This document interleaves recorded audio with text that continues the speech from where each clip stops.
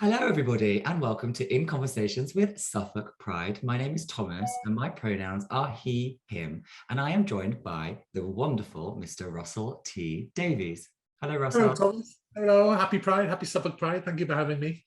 Thank you for joining us. We really appreciate it. I wanted to start with just a very simple question. What does pride mean to you? Oh, well, yes. Well, it means a lot, actually. It's not the be all and end of all of my life. I've got to say, partly because I think the real work that's done in the queer community is done all year round. I don't mean me. I mean the activists like the Peter Tatchells and the people changing laws and campaigning on behalf of children and trans people and all sorts of causes. That's not focused into one day, but that's why it's good to have a focus for one day where we can have a nice time, have a drink, and come together. And it's still important. You just think, I'm in Wales now. That poor man recently was kicked to death in a Cardiff park, just to drag the conversation down a dark corner, but true. Kicked to death by homophobes, and it still happens. You know, we're not free, we're not safe, we're not without our problems by any means. And so, on his behalf, we need to kind of stand together sometimes. And my God, although liberation's not bad and we're getting there, and things were a million times better when I was young. What I love about our community and also the problem of our community is that we keep throwing up new problems. The freer we get, the bigger the horizon gets, and the bigger the horizon, the more there is to see. And now we're looking at, trans rights and all sorts of non-binary rights and gender fluidity rights. And so there's always a new cause. I think we're having gained as lesbians and gays, and to some extent bisexual, have gained rights over the years. I think it's our duty to keep that going. Don't just relax and go, we're fine, good luck to the rest of you. We've learned, and it's to our cost sometimes. And so it's our job to carry that forward. It's our duty to carry that forward on behalf of people who need us and people who need people standing on the barricades alongside them. So yes, there should always be a pride. Maybe in hundreds of years' time, we'll have absolute level equality and everything will be fine. And people will say there's no need, but it's a long way off. So good for pride. I like it. Fabulous. Well, we really are grateful that you joined us. So I've got lots of questions written out in front of me, so you'll have to bear with me while I look down and read and get. It's all right. So lots of people have written in questions for you. I like the fact you ask people for questions. It's nice. Yeah, it's really nice. Well, I wanted to bring in the community because obviously you live in Wales. Yeah. But you live not exactly in a rural community, as we are representing all of Suffolk, but we are mostly based in Ipswich as a committee. I wondered if you had any advice for young people, perhaps who lived in rural locations. Well, it's interesting that Ipswich. Let me tell you about Ipswich. I almost died in Ipswich. It was many years ago. When was this? Was this the early 90s? I was in Ipswich for a television program, auditioning children for a television program. I think I was staying, is there a Holiday Inn in the middle of town? Yeah. Was that? Yeah. And I stayed there, and I had one little night in a gay club around the corner. And then I went back to my hotel, and I woke up at 2 a.m. in terrible pain. And I went to Ipswich A&E, wherever that is, and they told me it was food poisoning, and they were wrong. I had appendicitis, which became peritonitis, which turned gangrenous, and I was dying. And they sent me back to my hotel saying it was food poisoning. And I thought it was food poisoning. I was like, oh, all right then. And so back I went, marvelously. My friend I was with, she said, this is very odd, actually. So we didn't know what to do. So, because I was really ill, but you just wait for food poisoning to pass, don't you? There's nothing you can do. Yeah.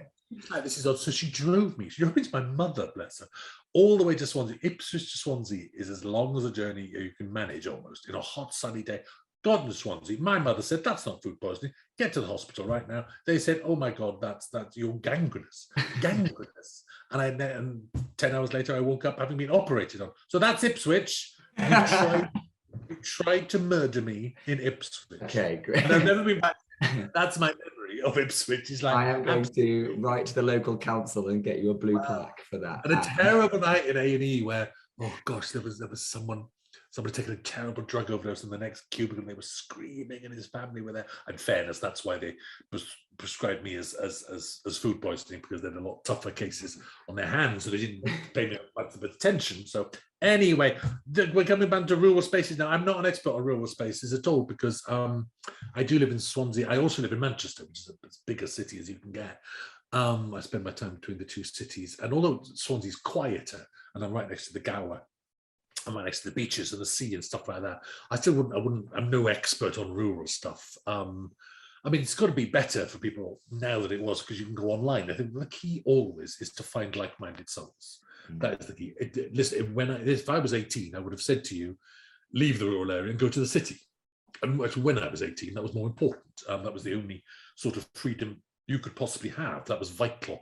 That's not quite the same now. We've got better rights and better visibility and better understanding of ourselves. And quietly, it's a funny thing, because in some senses, rural spaces have been ahead of the city. It's like, you might think all the clubs and sex and stuff is all happening in the city. It's in rural settings where you get those two women down over that hill who've lived together in that house with those cats for years, and no one questions them, no one doubts them. Everyone knows they're a couple. So there's there's a lovely acceptance of homosexuality on a certain level in rural space. But I would say, as long as you can get online, I just think, especially if you're alone, then I think there are so many ways to reach your own community, because you just want like-minded souls. You just want to have that conversation, don't you? This is what I'm talking about with Pride, where part of Pride is coming together just to say the things you want to say. I do think it's important, because I'll tell you one story, which is that I'm as out can be, and I have been for 30, 40 years. And you could not be more out than me. But even with that, you always find yourself coming out every day. If you're going to a shop, if you're talking to someone new, if there's work or Zoom with someone, there's always, even despite my job, if it's the bank or something, there's always a little voice in your head going, do they know? Do they know? Can they tell? Do they know? I'm always aware of it. Are you? I think it's always there. And I'll tell you one story, which is that when my husband died, bless him, a few years ago, the greatest gift I've ever been given was my friend Phil gave me the number of a gay undertaker. So I didn't have to feel any slight hesitation about saying my husband was this, I loved him, I want this, I want that. And that was honestly the most precious thing. I'm not remotely embarrassed or awkward about talking about my husband, but in that moment, at your lowest, you don't even want that microseconds of hesitation where you think, how are they going to take this? How are they going to take this? Is this all right with them? If it's not all right with them, how much of a fuss will I cause? How much will I kick off? That's gone. And so, this whole coming out thing, that's what I was saying about visibility, about finding your tribe and your community. It's still very, very important every day. Exactly. No, that resonates with me so much. I completely agree. I'm sure that will resonate with a lot of people, especially the coming out every day thing. Every day. Every day. It's funny, isn't it? Even when you're as camp and as flamboyant as me. Well, I think that, look, how could they not know? But they would. Honestly, it's still, just can't tell people. Everyone, half the straight boys are camp and flamboyant now, and the whole world is changing. It's like, yes, that's true. Okay, so I've got a 3-part question here. So it's quite a long one. So this is from Finn on Instagram. Your characters have helped many queer fans be proud of who they are. Do you plan to push boundaries further? How can modern media avoid token LGBT characters? And do you think about sort of the boundary pushing that you're doing as you're doing it? Is it conscious? Okay, so tell me the first one again. Do you plan to push boundaries further? Well, that's interesting. I know what you mean. I get asked that now and again, but I do and I don't. We're all many people, and I'm 2 things at once. I'm 20 things at once, but I'm certainly 2 things at once here, which that I don't actually sit here plan. My job is to sit here, here's my keyboard, and I sit here writing a story. My job is to that story. My job is to make a good piece of television that's entertaining and funny and dark and make you laugh, might make you cry. So my job is that's what I'm paid for, is to do that story proud. In the course of that, there might be, of course, I've got a kind of political mind, and I've got a gay activist's mind that says, I want this, I want that, I want this to be seen. But more important than that is, that's not actually what I'm doing. What I'm more keen to do sitting here is to find things that haven't been said before. And I think we're a very new community still in terms of fiction. Our presence out loud like this is 50, 60 years old. Whereas the straight community has been telling stories for thousands of years. So we're still new. We've got new stuff to say. So if I'm pushing it towards saying new territory, it's not a shock I'm much more interested in just in something that goes, oh, I've never thought of that before. Oh, I've never seen that before. Oh, I've never said. Sometimes that could be a sexual thing, but given the nature of that I'm riffing constantly on homosexuality, it's very likely to be a sexual thing. But sometimes it's just about the sheer nature of relationships, about how we get on with each other. And I think I wouldn't have stayed in work if I didn't have insights and I didn't have the arrogance to be a writer, to say this is what I'm here to say, and I've got things to say about it. So it is both provocatively pushing what there is to say. I can't deny that, but I wouldn't do it for the sake of doing it. You don't get away with the doing things for the sake of doing them, because it's a team job. It's a college. It's I have bosses, and there are money makers, there are producers, there are executive producers. Believe you me, everything I do has to go through like 57 layers of something. And if you're doing something shocking or wild or just for the sake of it, that's very thin. That doesn't last for long. I wouldn't get you past the first meeting. So you have to have a much more substance behind what you're doing. And I hope that I do. So what was the second part? The token. Do I think? Yeah. I kind of think that's either quite, with respect, Finn, it's either quite an old-fashioned question, or it's a question that's kind of just disgruntled with television and media full stop, which is fair enough. You don't have to love it all, but actually, what token characters?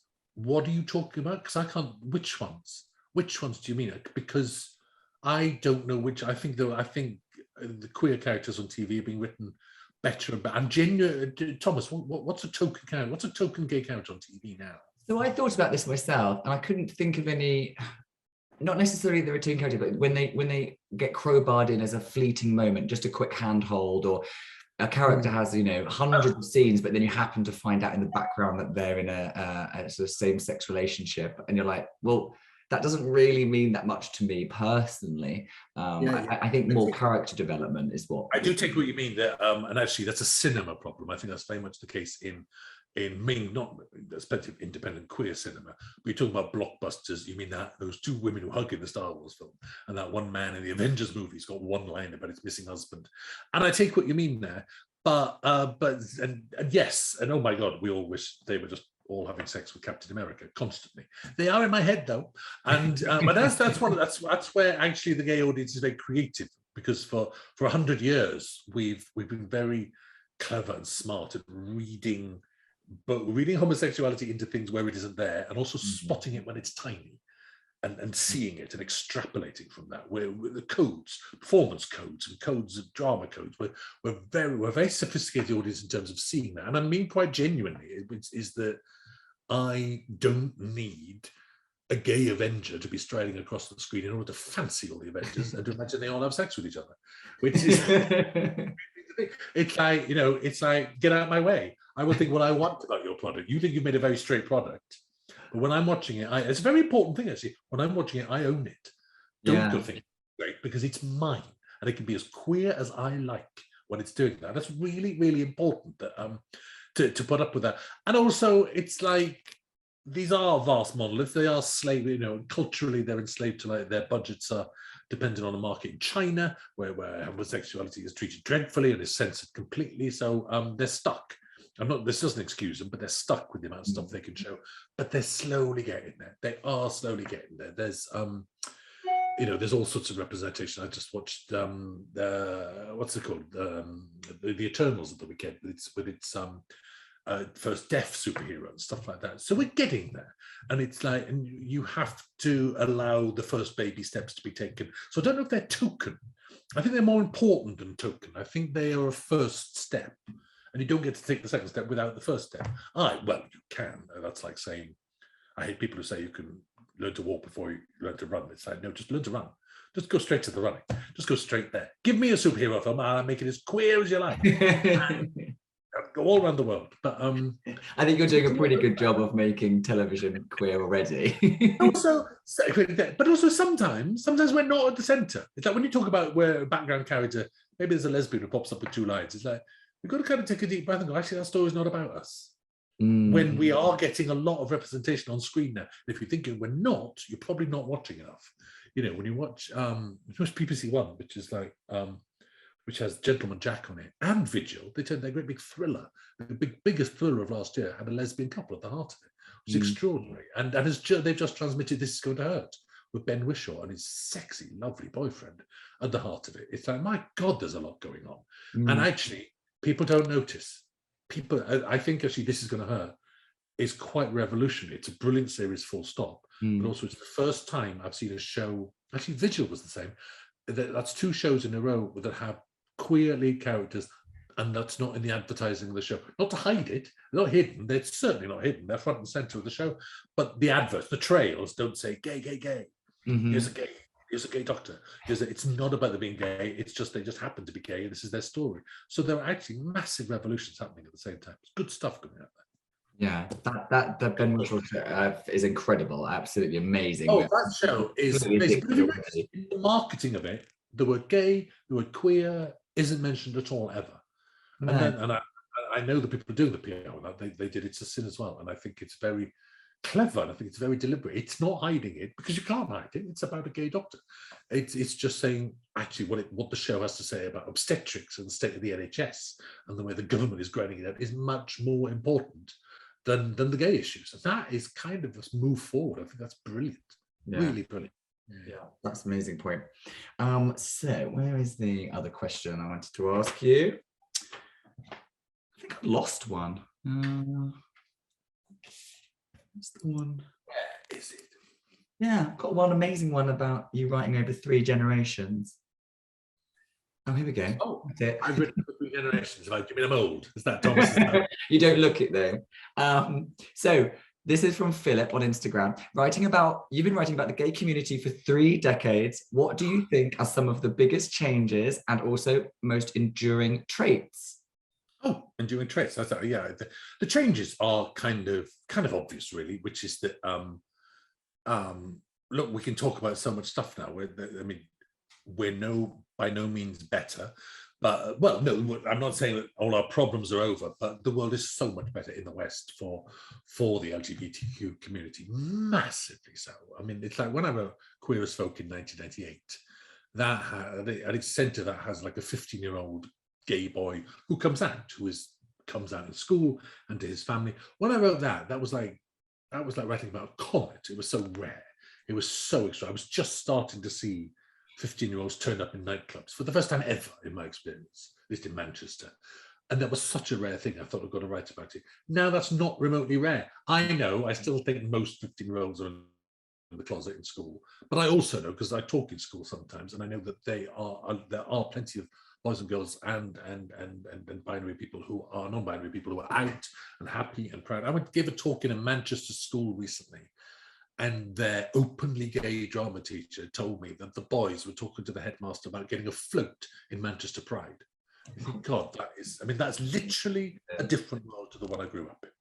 And it's a world we dreamt of. It's also why we need Pride. We need to celebrate the victories that we made. That's not a small victory. That's absolutely monumental. It is literally a different world.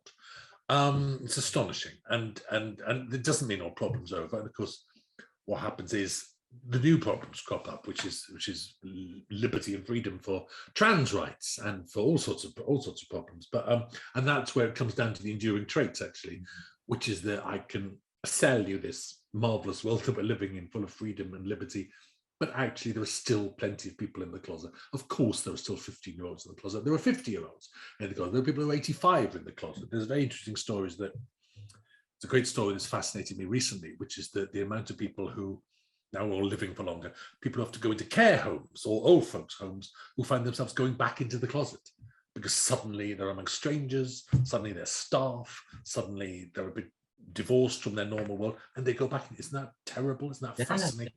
Yeah, there's something to be written about that. Definitely. I thought you were going to say there was going to be an LGBT care home, which sounds there will be soon, I hope. Or just integration. But I'll see you there. I'll be many years ahead of you. I'll come visit. Thank you. That's more like it. So we tell you what. I was going to say with Suffolk Pride, we have a fantastic outreach team, and we go into schools as well. We have a fantastic girl called Elena who goes in and talks to. What happens in schools? What's format of that in schools? What happens? I believe she goes. I'm volunteering to go and help with that, but at the moment I've been very busy with other things. I'd love to go into schools and speak to the students, because I think that's where we can make the most change, isn't it, with the young people? But from what Visibility. I've heard, That's all it's all about. Visibility. As long as we're seen, because we're not in the books yet. We are starting to be, but most books, an awful lot of books are 100. You're looking Dickens, you're looking Shakespeare. You can read gay characters into them. They're not actually there. They're not. They're not. They're doing this the whole of Jane Austen, the whole of the Brontes, the whole of most 20th century literature. They're not there. We are not there, and that's why. So, in teaching our history, we're not there. In teaching our explorers in geography, we're not there. So yeah, that needs massive work. It's visibility at a young age means it's. I think the foundation of homophobia is when it contradicts something you've seen as a child. You're brought up to see mum and dad as the only avatars of your life. Mum and dad, man and woman, man and woman, man and woman. When you see man and man, when you see woman and woman, you're offending something that's so deeply ingrained in you, you don't even know why you're angry. I think it's absolutely fundamental. That's when it's forged. It's like when you're 1 year old, it's already taking shape in you, that this is what the normal world looks like. And to react when it's not normal, as any child does, and you keep that child within you all the way through your adult life. And that's what gets provoked to have who can react? Who can object to our existence? Why do they object to our existence? It's not God. Some of them might hold up God or some sort of morality. That's just rubbish. That's just them pinning big words on very primal feelings. And it's your childhood being disrupted. It's being attacked. They feel like it's being attacked. So the quicker you can get in there, not to spread the word, not to evangelize, but just to be seen. Simple visibility. Once we're visible, then we're undeniable, then we're normal. That's a very powerful message. I have a question from Connor on, I believe, message just through Facebook, who I believe is a young man. So the question was, do you have any advice for LGBTQ plus young people? And I believe he specifically wanted to know if you had any advice for young actors. Oh, right. Well, yes. It's hard, this, because my advice to young actors, young gay actors, would be to be out. But that's always with the caveat of, like, if you're going to be out, you've got to be safe. And maybe within your family or culturally, you're not safe. Nonetheless, also a lot of people use that as an excuse to not be out, because coming out is still hard. And it's dangerous, this, because I'm in a position of power here, because I employ actors. So I'm not setting rules here. I'm just genuinely Thomas seeing the world as I see it. And I do work with a lot of actors. I work with a lot of out actors. I have worked with a lot of actors who've chosen not to be out. I work with very closeted actors who won't even admit the fact that they're not out. And I would and will work with them all again. But I will say that the grave doesn't lie in the end. You die in the end. We all die, and once you're dead, there's no keeping hold of your lie. There's no keeping. You don't stay in the closet then. It comes out. Whoever you slept with, whatever you were, comes out then. Is that how you want to live your life? Being exposed afterwards, and it is like an exposure.